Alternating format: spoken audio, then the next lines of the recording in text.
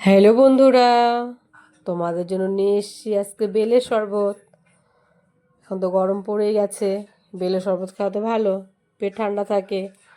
তাই দেখো কিভাবে বেলের শরবতটা আমি বানিয়ে নিলাম, তোমাদের সাথে শেয়ার করে দিলাম। দেখো কেমন লাগলো, খেতে কিন্তু খুব ভালো লাগে বানিয়ে খেলে। বেলটাকে ফাটিয়ে নিব, তারপর জল দিয়ে জলের মধ্যে বেলটাকে বের করে নেব, চামচ দিয়ে চেঁচে বেলটাকে সম্পূর্ণটা বের করে নেব। ভালো করে বের করে বেলটাকে একটু জলের মধ্যে চটকে নেব, চটকে তারপরে ছাঁকনি দিয়ে ছেঁকে নেব। ছাঁকলে যত ছিবড়ে থাকবে ছিবড়েটা বের হয়ে যাবে, ছিবড়েটা বের হয়ে গেলে ভালো হবে।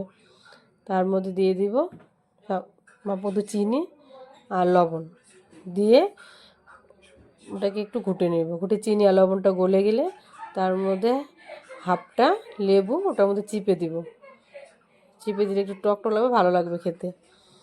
খেয়ে তার মধ্যে চিপে নিলাম, তারপরে দিয়ে দেবো একটু গ্লাসের মধ্যে একটু বরফ। ঠান্ডা খেতে তো ভালো লাগে গরমের মধ্যে। তারপরে দিয়ে দেবো বরফ, গ্লাসের মধ্যে বরফ দিয়ে বরফটা দিয়ে তার মধ্যে শরবতটা ঢেলে দিব। শরবতটা ঢেলে উপর দিয়ে একটু বিট লবণ দিয়ে দিব, খেতে আরও ভালো লাগবে।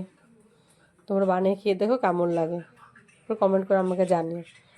যদি ভালো লাগে লাইক করো, সাবস্ক্রাইব করে দিও। Tata, by.